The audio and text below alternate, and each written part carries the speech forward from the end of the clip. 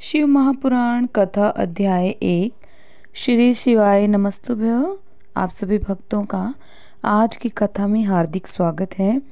आज से प्रारंभ हो रहा है सावन के इस पावन महीने में अगर हम शिव महापुराण की कथा सुनते हैं या स्वयं से शिव महापुराण का पाठ करते हैं तो इसका बहुत अधिक पुण्य फल हमें प्राप्त होता है। तो आज से आपको पूरे सावन के महीने में शिव महापुराण की कथा संपूर्ण रूप से हमारे इस चैनल पर सुनाई जाएगी। तो आपसे यह आग्रह है कि आप लोग प्रतिदिन मतलब आज से प्रारंभ करके और जब तक कथा समाप्त नहीं हो जाती तब तक आप लोग प्रतिदिन यह कथा सुना जरूर कीजिएगा। वैसे भी कहा जाता है कि अगर हम कोई भी कथा प्रारंभ करते हैं तो उसे अंत तक ज़रूर सुनना चाहिए। बीच में अगर हम कथा छोड़ते हैं तो उसका हमें दोष लगता है। इसीलिए कथा को प्रारंभ करते हैं तो पूरी कथा पढ़नी या सुननी चाहिए। और इसके अलावा प्रतिदिन आपको सावन मास महात्म्य की कथा भी इस चैनल पर सुनाया जाएगा। आप लोग इस कथा को भी ज़रूर सुना कीजिएगा। और अगर कथा पसंद आती है तो वीडियो को लाइक ज़रूर कीजिएगा, क्योंकि आप सभी के एक लाइक्स और कमेंट्स मेरे लिए बहुत महत्वपूर्ण होते हैं। यही एकमात्र ज़रिया है जिनसे मुझे पता चलता है कि आप सब लोगों का मेरे इस चैनल पर शिव महापुराण कथा में सुनने का उद्देश्य मेरा पूर्ण हुआ है। मुझे बहुत अधिक प्रेरणा मिलती है। बात करते हैं सबसे पहले शिव महापुराण के पढ़ने और सुनने के कुछ नियमों के बारे में, और इसके साथ ही शिव महापुराण का महत्व क्या है। देखिए, शिव महापुराण सनातन धर्म में एक बहुत ही महत्वपूर्ण स्थान रखता है, जो कि शैव मत से संबंधित है। शैव मत अर्थात शिव को मानने वाले भक्त। इस पुराण में भगवान शिव के विषय में विस्तार पूर्वक उल्लेख मिलता है। साथ ही इसमें शिवजी और देवी पार्वती की गाथा का भी वर्णन किया गया है। मान्यता है कि शिव महापुराण की कथा का पाठ करने वाले को या फिर पाठ सुनने वाले व्यक्ति को मोक्ष की प्राप्ति होती है, भोग की भी प्राप्ति होती है। भोग अर्थात भौतिक सुखों की भी प्राप्ति हो जाती है और मोक्ष भी प्राप्त हो जाता है।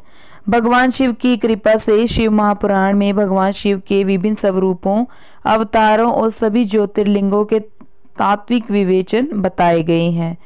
रहस्य बताया गया है। महिमा और उनकी उपासना किस प्रकार से करें यह भी इसमें वर्णित है। इसके अलावा शिव पुराण में पूजा की पद्धति, ज्ञान और शिक्षा से जुड़ी महत्वपूर्ण बातें भी बताई गई हैं। शिव महापुराण सनातन धर्म के 18 महापुराण में से एक पुराण है और 18 पुराणों की सूची में शिव महापुराण चौथे नंबर पर है। वैसे तो बहुत सारे पुराण हैं जिनमें भगवान शिव के विषय में वर्णित किया गया है, लेकिन शिव महापुराण को सर्वाधिक महत्व इसलिए दिया जाता है क्योंकि शिव पुराण में भगवान शिव के विविध स्वरूपों के विषय में तो बतलाया ही गया है। इसके साथ ही इसमें शिव जी की भक्ति, शक्ति और शिव जी की महिमा का प्रचार प्रसार भी किया गया है। जहाँ सभी पुराणों में शिव जी को त्याग, तप, वात्सल्य और करुणा आदि की मूर्ति के रूप में बताया गया है, वहीं शिव पुराण में भगवान शिव जी के जीवंत चरित्र पर भी प्रकाश डाला गया है, जैसे कि उनके रहन सहन, विवाह से लेकर उनके पुत्रों की उत्पत्ति आदि के विषय पर भी चर्चा की गई है। और इन्हीं कारणों से शिव पुराण को खास माना जाता है। अब आइए जानते हैं शिव पुराण का पाठ हम कब कर सकते हैं और कैसे कर सकते हैं। देखिए, वैसे तो शिव पुराण का पाठ आप कभी भी कर सकते हैं, मतलब किसी भी महीने में कर सकते हैं, लेकिन सावन के महीने में जब हम शिव पुराण का पाठ करते हैं या फिर शिव पुराण को सुनते हैं या उसका हमें विशेष रूप से लाभ प्राप्त होता है। शिव पुराण के पाठ से अगर आप पाठ पढ़ते हैं या फिर सुनते हैं तो इसे जाने अनजाने में कोई भी पाप कर्म हो या फिर जानबूझकर कई बार पाप हो जाते हैं तो उससे भी छुटकारा मिल जाता है। माना जाता है कि शिव पुराण पढ़ने वाले व्यक्ति को या फिर सुनने वाले व्यक्ति को मृत्यु के पश्चात शिवगण ही लेने के लिए आते हैं, अर्थात उन्हें यमराज के दर्शन नहीं होते हैं। इस पुराण को पढ़ने या फिर सुनने से हमारे जीवन में आ रही समस्त बाधाओं से मुक्ति मिल जाती है, क्योंकि इस पुराण में कई प्रकार के ऐसे उपाय भी बताए गए हैं जो कि हमारे दैनिक जीवन के लिए बहुत ही लाभदायक हैं। शिव पुराण का पाठ पढ़ने या फिर सुनने से उत्तम और योग्य संतान की प्राप्ति होती है। ऐसा कहा जाता है कि निसंतान दंपत्ति भी अगर शिव पुराण का पाठ करे या फिर श्रवण करे तो उन्हें मन चाहे संतान की प्राप्ति निश्चित ही भगवान शिव की कृपा से हो जाती है। इस पाठ को पढ़ने के लाभ तो बहुत हैं, लेकिन नियम क्या है उसे भी जान लीजिए। देखिए, अगर आप शिव पुराण का पाठ पढ़ते हैं या फिर सुनते हैं तो आपको कुछ बातों का ध्यान ज़रूर रखना चाहिए। जैसे कि शिव पुराण को पढ़ने या फिर सुनने से पहले तन और मन को शुद्ध अवश्य कर लीजिए। मन में भगवान शिव के प्रति श्रद्धा अवश्य होनी चाहिए। किसी के भी प्रति द्वेष भाव नहीं होना चाहिए। किसी की निंदा, किसी की चुगली नहीं करनी चाहिए, अन्यथा जो भी हम सुनते हैं, पुराण या फिर पूजा पाठ करते हैं, उसका पुण्य समाप्त हो जाता है। सात्विक भोजन ग्रहण करना चाहिए, तामसिक पदार्थों का त्याग करना चाहिए, किसी भी तरह का पाप नहीं करना चाहिए और किसी पर भी क्रोध करना या किसी का दिल दुखाना, इस समस्त प्रकार के जो पुण्य फल होते हैं वह नष्ट हो जाते हैं। इसीलिए इन सभी कार्यों से बचना चाहिए। जितना भी संभव हो दूसरों की मदद करनी चाहिए। पशु पक्षियों की, अन्य जीवों की निस्वार्थ और निष्कपट भाव से सेवा करनी चाहिए। इससे पुण्य फल बढ़ता है। और जो भी हम पाठ पढ़ते हैं, सुनते हैं, पूजा पाठ करते हैं, मंत्रों का जाप करते हैं, शिव जी का अभिषेक करते हैं, उसका फल हमें कई गुना होकर प्राप्त हो जाता है। इसके अलावा जैसे कि आप पाठ पढ़ रहे हैं या फिर सुन रहे हैं तो इस दौरान अगर आप शिवलिंग का अभिषेक करते हैं या बिल्व वृक्ष के नीचे अगर आप दीप दान करते हैं या फिर किसी भी मंदिर में जाकर दीप दान करते हैं तो उससे भी आपके इस पाठ का फल कई गुना होकर प्राप्त हो जाता है। शिव पुराण में कुल 24,000 श्लोक हैं तथा इनमें क्रमशः 6 खंड हैं। शिव पुराण की कथा को आप पूरे सावन के महीने में सुनने वाले हैं तो इस कथा को अंत तक ज़रूर सुनिए।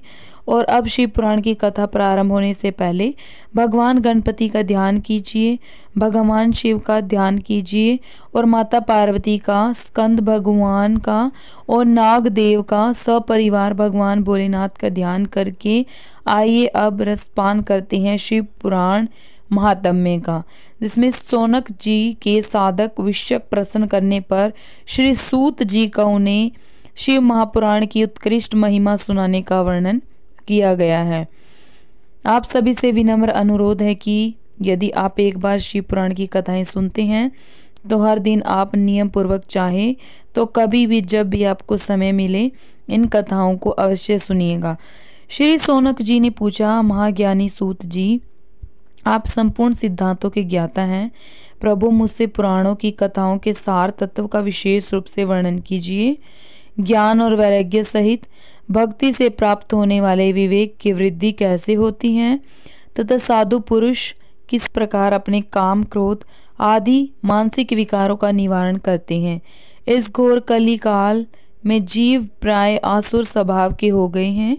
उस जीव समुदाय को शुद्ध अर्थात दैवी संपत्ति से युक्त बनाने के लिए सर्वश्रेष्ठ उपाय क्या है? आप इस समय मुझे ऐसा कोई शाश्वत साधन बताइए जो कल्याणकारी वस्तुओं में सभी से उत्कृष्ट एवं परम मंगलकारी हो तथा पवित्र करने वाले उपायों में भी सर्वोत्तम पवित्र कारक उपाय हो। हितात वह साधन ऐसा हो जिसके अनुष्ठान से शीघ्र ही अंतःकरण की विशेष शुद्धि हो जाए तथा उससे निर्मल चित्त वाले पुरुष को सदा के लिए शिव की प्राप्ति हो जाए। श्री सूत जी ने कहा, मुनि श्रेष्ठ सौनक, तुम धन्य हो क्योंकि तुम्हारे हृदय में पुराण कथा सुनने का विशेष प्रेम एवं लालसा है। इसीलिए मैं शुद्ध बुद्धि से विचार कर तुमसे परम उत्तम शास्त्र का वर्णन करता हूँ।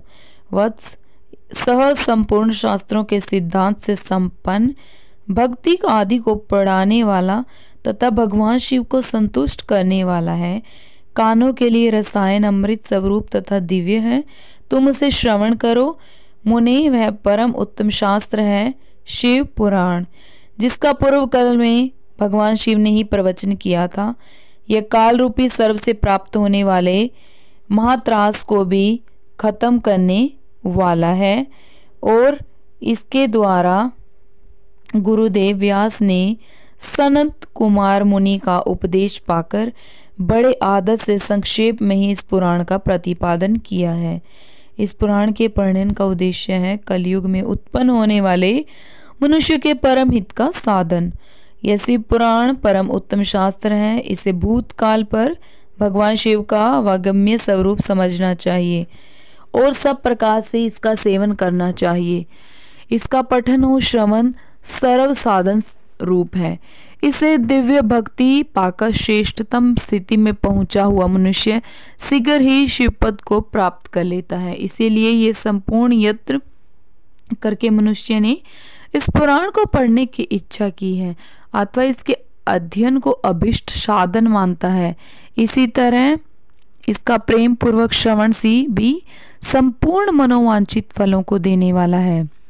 भगवान शिव के इस पुराण को सुनने से मनुष्य सभी पापों से मुक्त हो जाता है तथा इस जीवन में बड़े बड़े उत्कृष्ट भोगों का उपभोग करके अंत में शिवलोक को प्राप्त कर लेता है।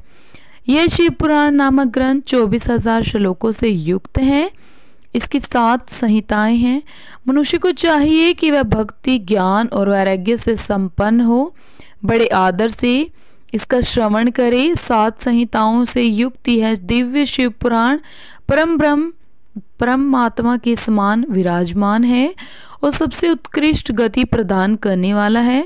जो निरंतर अनुसंधान पूर्वक इस शिव पुराण को बाँचता है अथवा नित्य प्रेम पूर्वक इसका पाठ मात्र भी करता है वह पुण्यात्मा है, इसमें संशय नहीं है। जो उत्तम बुद्धि वाला पुरुष अनंत काल में भक्ति पूर्वक इस पुराण को सुनता है उस पर अत्यंत प्रसन्न हुए भगवान महेश्वर उसे अपना पद अर्थात 4 धाम प्रदान करते हैं।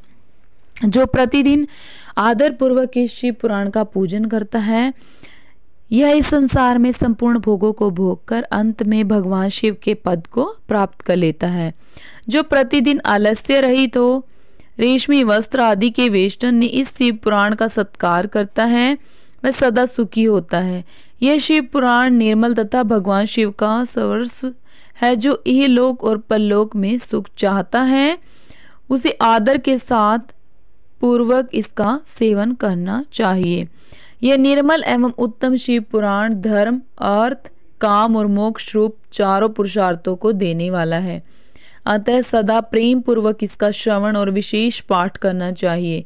श्री शौनक जी ने कहा, महाभाग सूत जी आप धन्य हैं, परमार्थ तत्व के ज्ञाता हैं। आपने कृपा करके हम लोगों को यह बड़ी अद्भुत एवं दिव्य कथा सुनाई है। भूतल पर इस कथा के समान कल्याण का सर्वश्रेष्ठ साधन दूसरा कोई नहीं है। यह बात हमने आज आपकी कृपा से निश्चय रूप समझ ली। सूत जी, कलयुग में इस कथा के द्वारा कौन कौन से पापी शुद्ध होते हैं उन्हें कृपा पूर्वक बताइए और इस जगत को कृतार्थ कीजिए।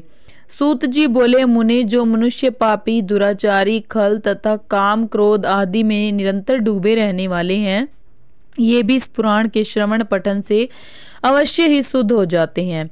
इसी विषय में जानकर मुनि इस प्राचीन इतिहास का उदाहरण दिया करते हैं जिसके श्रवण मात्र से पापों का पूर्णतः नाश हो जाता है।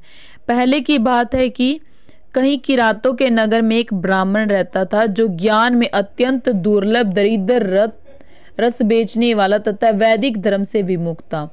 वह संसाध्य आदि कर्मों से भ्रष्ट हो गया था। वह वैश्यवृत्ति में तत्पर रहता था। उसका नाम था देवराज।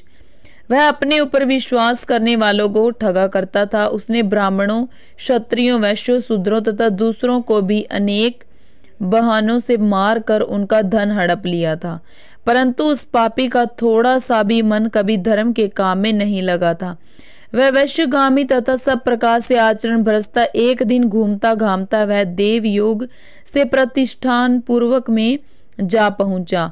वहां उसने एक शिवालय देखा जहां बहुत से साधु महात्मा एकत्र हुए थे। देवराज उस शिवालय में ठहर गया, किंतु यहाँ उस ब्राह्मण को ज्वर आ गया। उस ज्वर से उसको बड़ी पीड़ा होने लगी। वहां एक ब्राह्मण देवता शिव पुराण की कथा सुना रहे थे।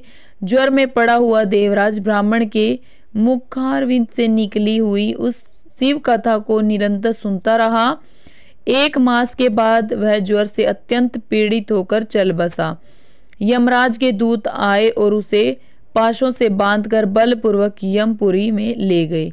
इतने में ही शिवलोक से भगवान शिव के पार्षदगण आ गए। उनके घोर अंग कर्पूर के समान उज्जवल थे, हाथ त्रिशूलों से सुशोभित हो रहे थे, उनके संपूर्ण अंग भस्म से उद्भाषित हो रहे थे और रुद्राक्ष की मालाएं उनके शरीर की शोभा बढ़ा रही थी। सब के सब क्रोधपूर्वक यमपुरी में गए और यमराज के दूतों को मार पीट कर बारंबार धमका कर उन्होंने देवराज को उनके चंगुल से छुड़ा लिया और अत्यंत अद्भुत विमान पर बैठाकर जब वे शिवदूत कैलाश जाने को उद्यत हुए, उस समय यमपुरी में बड़ा भारी कोलाहल मच गया। उस कोलाहल को सुनकर धर्मराज अपने भवन से बाहर आए। साक्षात दूसरे रुद्रों के समान प्रतीत होने वाले उन 4 दूतों को देखकर धर्मराज ने उनका विधि पूर्वक पूजन किया और ज्ञान दृष्टि से देखकर सारा वृत्तांत जान लिया। उन्होंने भय के कारण भगवान शिव के उन महात्मा दूतों से कोई बात नहीं पूछी, उल्टे उन सबकी पूजा एवं प्रार्थना की। तत्पश्चात वे शिवदूत कैलाश को चले गए और यहाँ पहुंचकर उन्होंने उस ब्राह्मण को दया सागर साम शिव के हाथों में दे दिया। शौनक जी ने कहा, महाभाग सूत जी, आप सर्वज्ञ हैं महामते, आपके कृपा प्रसाद से मैं बारंबार कृतार्थ हुआ। इस इतिहास में निमग्न हो रहा है, अतः आप भगवान शिव में प्रेम बढ़ाने वाली शिव संबंधी दूसरी कथा को भी कहिए। श्री सूत जी बोले, शौनक सुनो, मैं तुम्हारे सामने गोपनीय कथा वस्तु का भी वर्णन करूंगा, क्योंकि तुम शिव भक्तों में अगण्य तथा वेद वेताओं में श्रेष्ठ हो। समुद्र के निकटवर्ती प्रदेश में एक बाष्कल नामक ग्राम है, जहाँ वैदिक धर्म से विमुख महापापी द्विज निवास करते हैं। वे सब के सब बड़े दुष्ट हैं, उनका मन दूषित विषय भोगों में ही लगा रहता है। वह न देवताओं पर विश्वास करते हैं और न ही भाग्य पर। वे सभी कुटिल बुद्धि वाले हैं, किसानी करते हैं और भली भांति के घातक अस्त्र शास्त्र रखते हैं। वे व्याभिचारी और खल हैं। ज्ञान वैराग्य तथा सद्कर्म का सेवन ही मनुष्य के लिए परम पुरुषार्थ है। इस बात को वे बिल्कुल नहीं जानते हैं। वे सभी पशु बुद्धि वाले हैं। जहाँ के द्विज ऐसे हो, वहाँ के अन्य वर्णों के विषय में क्या कहा जाए। अन्य वर्णों के लोग भी उन्हीं की भांति कुत्सित विचार रखने वाले सब धर्म विमुख एवं खल हैं। वे सदा कुकर्म में लगे रहते हैं और नित्य विषय भोगों में ही डूबे रहते हैं। वहाँ की सब स्त्रियां भी कुटिल स्वभाव की, स्वेच्छाचारिणी, पापासक्त, कुत्सित विचार वाली और व्याभिचारिणी हैं। वे सद्व्यवहार तथा सदाचार से सर्वदा शून्य हैं। इस प्रकार वहाँ दुष्टों का ही निवास है। उस वाशकल नामक गांव में बिंदुग नाम का एक ब्राह्मण रहता था। वह धर्मी दुरात्मा एवं महापापी था। उसकी स्त्री बहुत सुंदर थी और उसका नाम चंचुला था। वह सदा उत्तम धर्म का पालन करती थी, परंतु बिंदुग वेश्यागामी था। इस तरह कुकर्म करते हुए बहुत समय व्यतीत हो गया। उसकी स्त्री काम से पीड़ित होने पर भी सर्वधर्म नाश के भय से कलेश सहकर भी काफी समय तक धर्म भ्रष्ट नहीं हुई, परंतु आगे चलकर वह भी अपने दुराचारी पति के आचरण से प्रभावित होकर दुराचारणी और अपने धर्म से विमुख हो गई। इस प्रकार दुराचार में डूबे हुए उन पति पत्नी का बहुत सा समय व्यर्थ बीत गया। विषयगामी दूषित बुद्धि वाला वह दुष्ट ब्राह्मण बिंदुक समय अनुसार मृत्यु को प्राप्त हो नरक में चला गया। बहुत दिनों तक नरक के दुखों को भोग कर वह मूढ़ बुद्धि पापी विंध्य पर्वत पर भयंकर पिशाच हुआ। इधर उस दुराचारी बिंदुक के मर जाने पर वह चंचुला नामक स्त्री बहुत समय तक पुत्रों के साथ अपने घर में रहती रही। पति की मृत्यु के बाद वह भी अपने धर्म से गिरकर प्राय पुरुषों का संग करने लगी थी। सतियां विपत्ति में भी अपने धर्म का पालन करना नहीं छोड़ती। यही तो तप है। तप कठिन तो होता है, लेकिन इसका फल मीठा होता है। विषय इस सत्य को नहीं जानता, इसीलिए वह विषयों के विषफल का स्वाद लेते हुए भोग करता है। एक दिन दैव योग से किसी पुण्य पर्व के आने पर वह अपने भाई बंधुओं के साथ गोकर्ण क्षेत्र में गई। उसने तीर्थ के जल में स्नान किया तथा बंधुजनों के साथ यत्र तत्र घूमने लगी। घूमते घूमते वह एक देव मंदिर में गई। वहां उसने एक ब्राह्मण के मुख से भगवान शिव की परम पवित्र मंगलकारी कथा सुनी। कथावाचक ब्राह्मण कह रहे थे कि जो स्त्रियां व्यभिचार करती हैं वे मरने के बाद जब यमलोक जाती हैं तब यमराज के दूत उन्हें तरह तरह से यंत्रणा देते हैं। वे उसके कामांगों को तप्त लोह दंडों से दागते हैं, तप्त लोह के पुर से उसका संसर्ग करते हैं। ये सारे दंड इतनी वेदना देने वाले होते हैं कि जीव पुकार पुकार कर कहता है कि अब वह ऐसा नहीं करेगा, लेकिन यमदूत उसे छोड़ते नहीं। कर्मों का फल तो सभी को भोगना पड़ता है, क्योंकि देव ऋषि मनुष्य सभी इससे बंधे हुए हैं। ब्राह्मण के मुख से वैराग्य बढ़ाने वाली इस कथा सुनकर चंचुला भय से व्याकुल हो गई। कथा समाप्त होने पर वह सभी लोग वहां से चले गए। तब कथा बाँचने वाले ब्राह्मण देवता से चंचुला ने कहा, हे ब्राह्मण, धर्म को न जानने के कारण मेरे द्वारा बहुत बड़ा दुराचार हुआ है। स्वामी, मेरे ऊपर कृपा कर मेरा उद्धार कीजिए। आपके प्रवचन को सुनकर मुझे इस संसार से वैराग्य हो गया। मुझ मूढ़ चित्त वाली पापिनी को धिक्कार है। मैं निंदक योग्य हूँ। मैं बुरे विषयों में फंसकर अपने धर्म से विमुख हो गई थी। कौन मुझ जैसी कुमार्ग में मन लगाने वाली पापिनी का साथ देगा?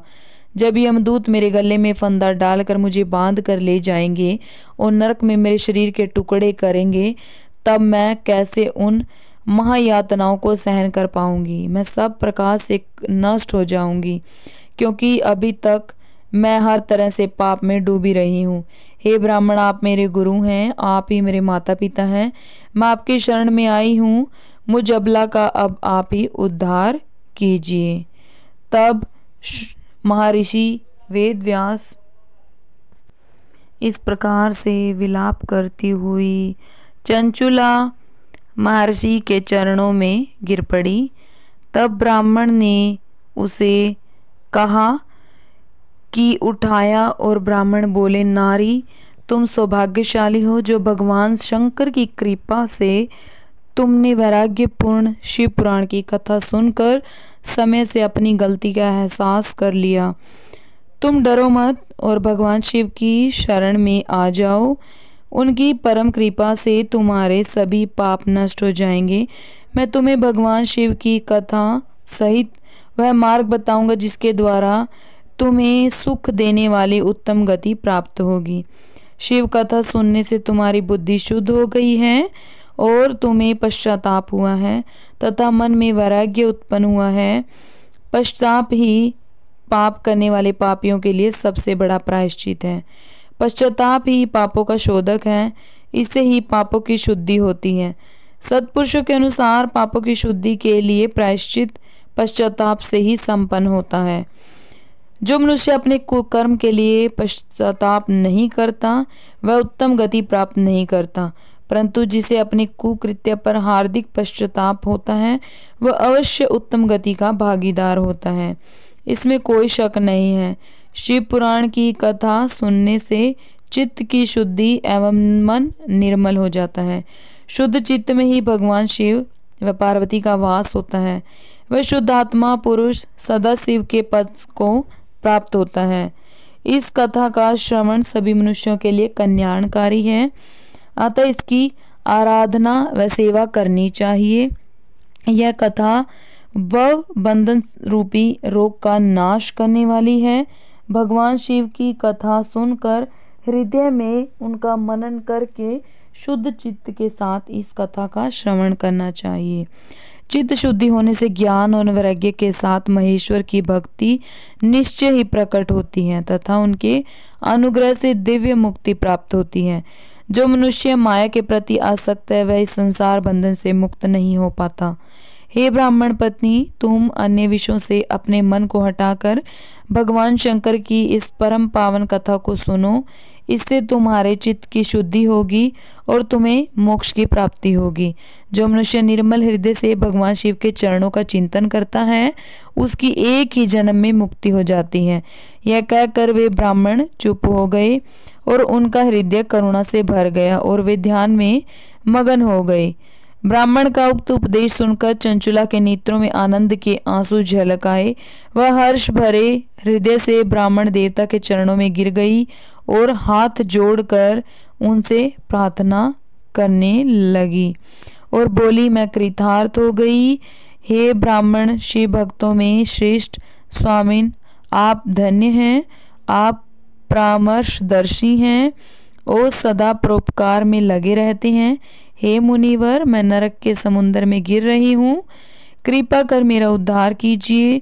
जिस पौराणिक व अमृत के समान सुंदर शिव पुराण कथा की बात आपने की है, उसे सुनकर ही मेरे मन में वैराग्य उत्पन्न हुआ है। उस अमृतमय शिव पुराण कथा को सुनने के लिए मेरे मन में बड़ी श्रद्धा हो रही है। कृपया आप मुझे इसे सुनाइए। शिव पुराण की कथा सुनने की इच्छा मन में लिए हुए चंचुला उन ब्राह्मण देवता की सेवा में वहीं रहने लगी। उस गोकर्ण नामक महाक्षेत्र में उन ब्राह्मण देवता के मुख से चंचुला शिव पुराण की भक्ति, ज्ञान और वैराग्य बढ़ाने वाली और मुक्ति देने वाली परम उत्तम कथा सुनकर कृतार्थ हुई। उसका चित्त शुद्ध हो गया। वह अपने हृदय में शिव के सगुण रूप का चिंतन करने लगी।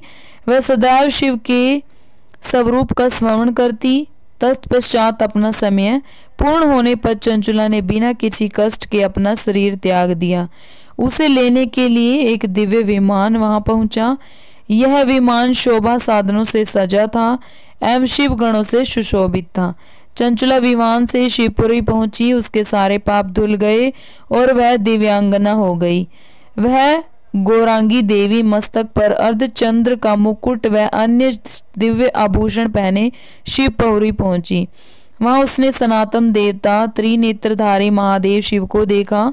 सभी देवता उनकी सेवा में भक्ति भाव से उपस्थित थे। उनकी अंग कांति करोड़ों सूर्यों के समान प्रकाशित हो रही थी। 5 मुख और हर मुख में 3-3 नेत्र थे। मस्तक पर अर्धचंद्राकार मुकुट शोभायमान हो रहा था। कंठ में नील चिन्ह था। उनके साथ में देवी गौरी विराजमान थी, जो विद्युत पुंज के समान प्रकाशित हो रही थी। महादेव जी की कांति कपूर के समान गौर थी। उनके शरीर पर श्वेत वस्त्र थे तथा शरीर श्वेत भस्म से युक्त था। इस प्रकार भगवान शिव के परम उज्जवल रूप के दर्शन कर चंचुला बहुत प्रसन्न हुई। उसने भगवान को बारंबार प्रणाम किया और हाथ जोड़कर प्रेम, आनंद और संतोष से युक्त हो विनती भाव से खड़ी हो गई। उसके नेत्रों से आनंद श्रों की धारा बहने लगी। भगवान शंकर व भगवती गौरी उमा ने करुणा के साथ सौम्य दृष्टि से देखकर चंचुला को अपने पास बुलाया। गौरी उमा ने उसे प्रेम पूर्वक अपनी सखी बना लिया। चंचुला सुख पूर्वक भगवान शिव के धाम में उमा देवी की सखी के रूप में निवास करने लगी। एक दिन चंचुला आनंद में मगन उमा देवी के पास गई और दोनों हाथ जोड़कर उनकी स्तुति करने लगी। चंचुला बोली, हे गिरिराज नंदिनी स्कंद माता उमा, आप सभी मनुष्य एवं देवताओं द्वारा पूज्य तथा समस्त सुखों को देने वाली हैं। आप शंभु प्रिय हैं। आप ही सगुणा है और निर्गुणा है। हे सच्चिदानंद स्वरूपिणी, आप ही प्रकृति की पोषक हैं। हे माता, आप ही संसार की सृष्टि, पालन और संहार करने वाली हैं। आप ही ब्रह्मा, विष्णु और महेश को उत्तम प्रतिष्ठा देने वाली परम शक्ति हैं। प्राप्त चंचुला इस प्रकार देवी की स्तुति कर शांत हो गई।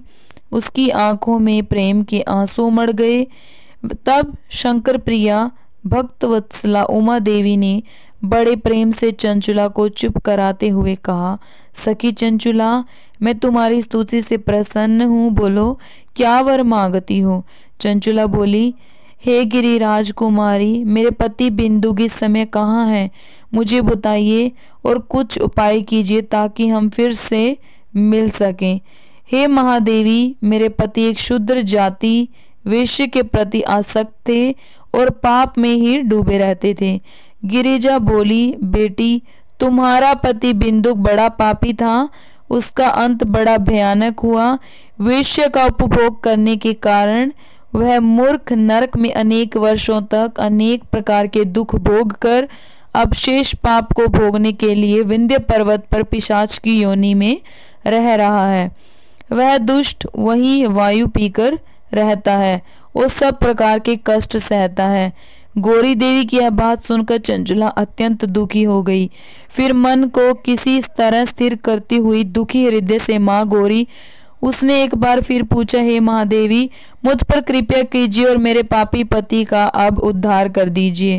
कृपा करके मुझे वह उपाय बताइए जिससे मेरे पति को उत्तम गति प्राप्त हो सके।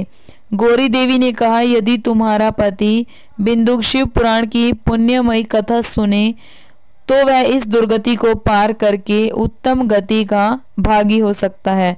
अमृत के समान मधुर गौरी देवी का यह वचन सुनकर चंचला ने दोनों हाथ जोड़कर मस्तक झुकाकर उन्हें बारंबार प्रणाम किया तथा प्रार्थना की कि मेरे पति को शिव पुराण सुनने की व्यवस्था कीजिए। ब्राह्मण पत्नी चंचला के बार बार प्रार्थना करने पर शिव प्रिया गौरी देवी ने भगवान शिव की महिमा का गान करने वाले गंधर्वराज तुम्बुरो को बुलाकर कहा, तुम्बुरो, तुम्हारी भगवान शिव में प्रति है। तुम मेरे मन के सभी बातें जानकर मेरे कार्यों को सिद्ध करते हो। तुम मेरी इस सखी के साथ विंध्य पर जाओ, वहां एक महाघोर और भयंकर पिशाच रहता है। पूर्व जन्म में वह पिशाच बिंदुक नामक ब्राह्मण मेरी इस सखी चंचुला का पति था, परंतु वह वेश्यगामी हो गया था। वह स्नान संध्या आदि नित्य कर्म छोड़कर अपवित्र रहने लगा। क्रोध के कारण उसकी बुद्धि भ्रष्ट हो गई। दुर्जनों से उसकी मित्रता तथा सज्जनों से द्वेष बढ़ गया था। वह अस्त्र शस्त्र से हिंसा करना, लोगों को सताता और उनके घरों में आग लगा देता था। चंडालों से दोस्ती करता, वह रोज विषय के पास जाता था। पत्नी को त्याग कर दुष्ट लोगों से दोस्ती कर उन्हीं के संपर्क में रहता था। वह मृत्यु तक दुराचार में फंसा रहा।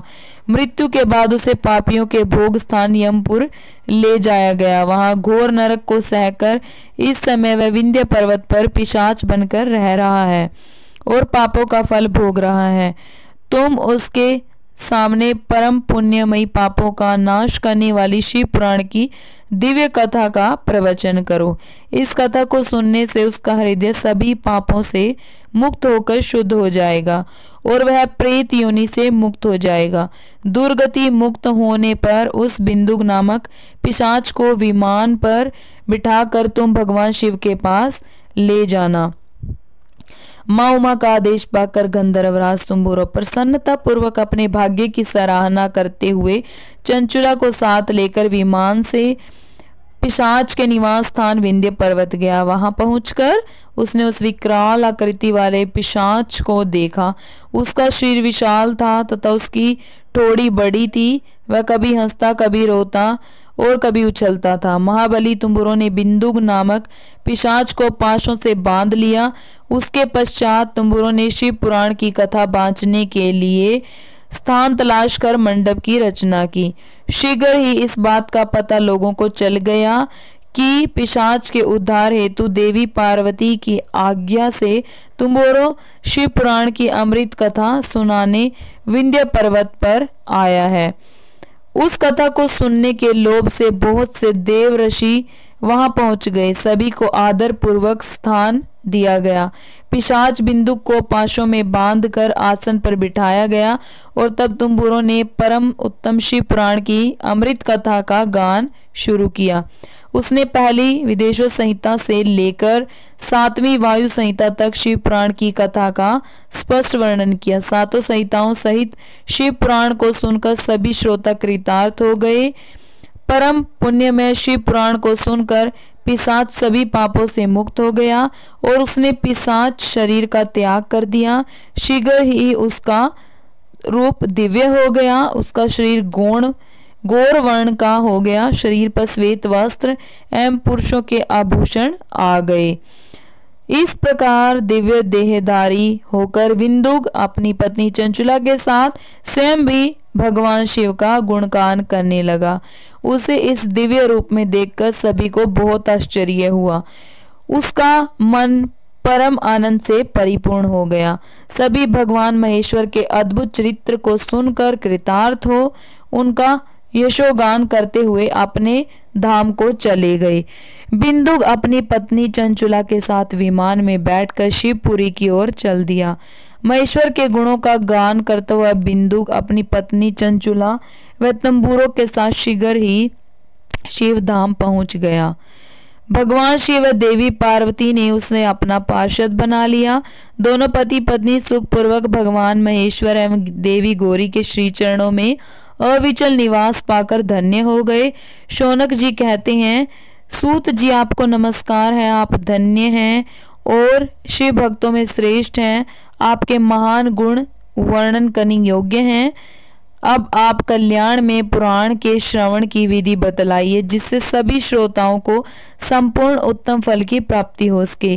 सूत जी ने कहा, मुनि अब मैं तुम्हें संपूर्ण फल की प्राप्ति के लिए शिव पुराण के श्रवण की विधि बता रहा हूँ।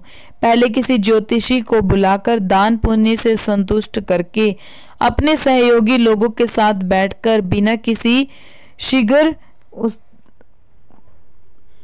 किसी विघ्न बाधा के कथा की समाप्ति होने के उद्देश्य से शुभ मुहूर्त का अनुसंधान कराएं और प्रयत्न पूर्वक देश में स्थान स्थान पर यह संदेश भेजें कि हमारे यहाँ शिव पुराण की कथा होने वाली है। अपने कल्याण की इच्छा रखने वाले लोगों को उसे सुनने के लिए अवश्य पधारना चाहिए। कुछ लोग भगवान श्री हरि की कथा से बहुत दूर पड़ गए हैं। कितने ही स्त्री शूद्र आदि भगवान शंकर के कथा कीर्तन से वंचित रहते हैं। उन सबको भी सूचना हो जाए ऐसा प्रबंध करना चाहिए। देश देश में जो भगवान शिव के भक्त हों तथा शिव कथा के कीर्तन और श्रवण के लिए उत्सुक हो उन सबको आदर पूर्वक बुलवाना चाहिए और आए हुए लोगों का सब प्रकार से आदर सत्कार करना चाहिए। शिव मंदिर में, तीर्थ में, वन प्रांत में अथवा घर में शिव पुराण की कथा सुनने के लिए उत्तम स्थान का निर्माण करना चाहिए। केले के खंभे से शोभित एक ऊंचा कथा मंडप तैयार कराएं, उसे सब ओर से पुष्प आदि से तथा सुंदर शोभा संपन्न बना दें। फल पुष्प आदि से तथा सुंदर चंडावे से अलंकृत करें और चारों ओर ध्वजा पताका लगाकर तरह तरह के सामानों से सजाकर सुंदर शोभा संपन्न बना दें। भगवान शिव के प्रति सब प्रकार से उत्तम भक्ति करनी चाहिए। वहीं सब तरह से आनंद का विधान करने वाली परमात्मा भगवान शंकर के लिए दिव्य आसन का निर्माण करना चाहिए तथा कथावाचक के लिए भी एक ऐसा दिव्य आसन बनाना चाहिए जो उनके लिए सुखद हो सके। मुने नियम पूर्वक कथा सुनने वाले श्रोताओं के लिए भी यथा योग्य सुंदर स्थानों की व्यवस्था करनी चाहिए। अन्य लोगों के लिए साधारण स्थान ही रखने चाहिए। जिसके मुख से निकली हुई वाणी देहधारियों के लिए कामधेनु के समान अभीष्ट फल देने वाली होती है, उस पुराण वेता विद्वान वक्ता के प्रति तुच्छ बुद्धि कभी नहीं रखनी चाहिए। संसार में जन्म तथा गुणों के कारण बहुत से गुरु होते हैं, परंतु उन सब में पुराणों का ज्ञाता विद्वान ही परम गुरु माना गया है। पुराण वेता पवित्र, दक्ष, शांत, ईर्ष्या पर विजय पाने वाला, साधु और दयालु होना चाहिए। ऐसा प्रवचन कुशल विद्वान इस पुण्यमयी कथा को कहे। सूर्योदय से आरंभ करके 3:30 पहर तक उत्तम बुद्धि वाले विद्वान पुरुष को शिव पुराण की कथा सम्यक रीति से बांचनी चाहिए। मध्याह्न काल में 2 घड़ी तक कथा बंद रखनी चाहिए, जिसे कथा कीर्तन से अवकाश पाकर लोग आराम से बैठ सके।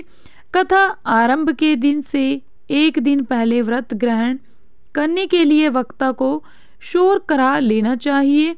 जिन दिनों कथा हो रही हो उन दिनों प्रयत्न पूर्वक प्रातःकाल का सारा काम नित्य कर्म संक्षेप से ही कर लेना चाहिए। वक्ता के पास उसकी सहायता के लिए एक दूसरा वैसा ही विद्वान स्थापित करना चाहिए। वह भी सब प्रकार के संशयों से निवृत्त करने में समर्थ और लोगों को समझाने में कुशल हो। कथा में आने वाले विघ्नों की निवृत्ति के लिए गणेश जी का पूजन करें। कथा के स्वामी भगवान शिव की तथा विशेषतः शिव पुराण की पुस्तक की भक्ति काल से पूजा करें। तत्पश्चात उत्तम बुद्धि वाला श्रोता तन मन से शुद्ध एवं प्रसन्न चित्त हो आदर पूर्वक शिव पुराण की कथा सुने।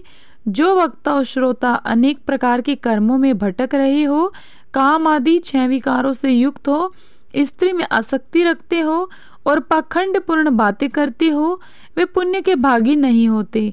जो लौकिक चिंता तथा धन ग्रह एवं पुत्र आदि की चिंता को छोड़कर कथा में मन लगाए रहते हैं, उन शुद्ध बुद्धि पुरुषों को उत्तम फल की प्राप्ति होती है। जो श्रोता श्रद्धा और भक्ति से युक्त होते हैं, दूसरे कर्मों में मन नहीं लगाते और मौन पवित्र एवं उद्वेग शून्य होते हैं, वे ही पुण्य के भागी होते हैं। श्री सूत जी बोले, शौनिक, अब शिव पुराण सुनने का व्रत लेने वाले पुरुषों के लिए जो नियम है उन्हें भक्ति पूर्वक सुनो। नियम पूर्वक इस श्रेष्ठ कथा को सुनने से बिना किसी विघ्न बाधा के उत्तम फल की प्राप्ति होती है। जो लोग दीक्षा से रहित हैं, उनका कथा श्रवण में अधिकार नहीं है। अतः मुने कथा सुनने की इच्छा वाले सब लोगों को पहले वक्ता से दीक्षा ग्रहण करनी चाहिए।